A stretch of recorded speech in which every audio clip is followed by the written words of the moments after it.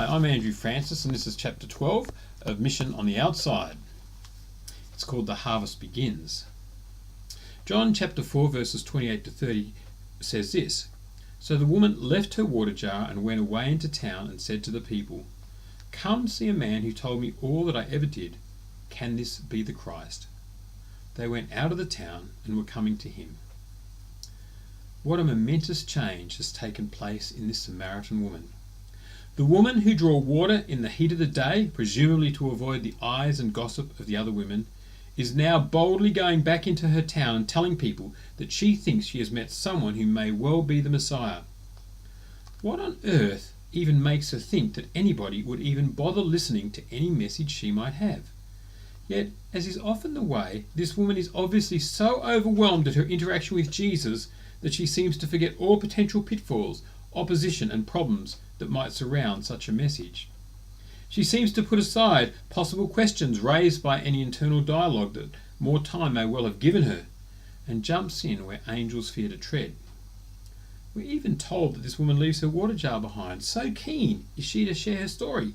Surely this is little different to the call of the first disciples, when Jesus calls Peter, James, John and Andrew, and they leave everything behind to follow him. Businesses and families are put aside as the first 4 disciples follow this enigmatic figure to learn how to become fishers of people.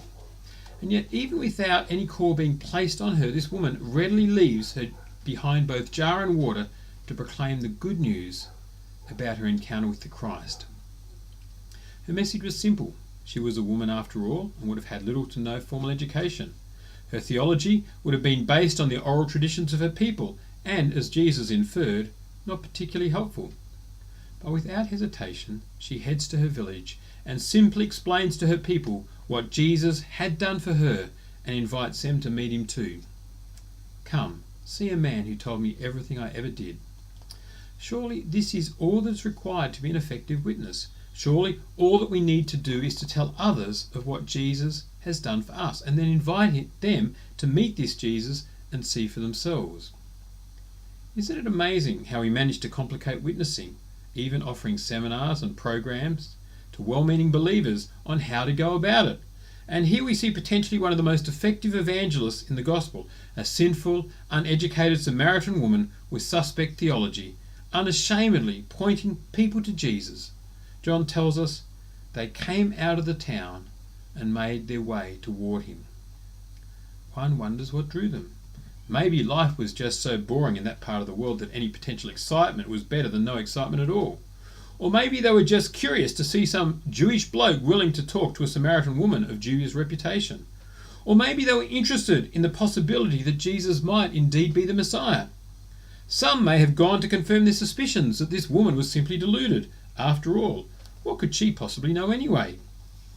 But at the end of the day, for good reason or bad, they went to have a face-to-face encounter with Jesus. Maybe part of our problem as Western believers is that we are all too concerned about presenting Jesus correctly and not appearing too foolish ourselves.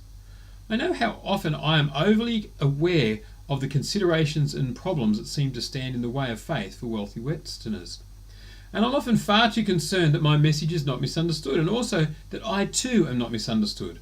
I want to be seen as a reasonable person with a reasonable faith. I don't want to come across as some unthinking, bigoted fundamentalist associated with certain right-wing American Christian groups of today. One of the advantages this woman had may well have been that she had already lost any reputation years ago.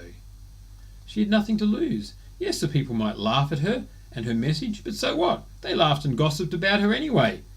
She could hardly have added any further to her shame. The Apostle Paul probably had it right when he calls us Christians to be fools for Christ, and to be willing to lay down our lives and even our reputations for the sake of the gospel. And likewise, Jesus himself had no hesitation in telling his disciples that they, along with all who would be his followers, should not be surprised at the persecution that would indeed come their way.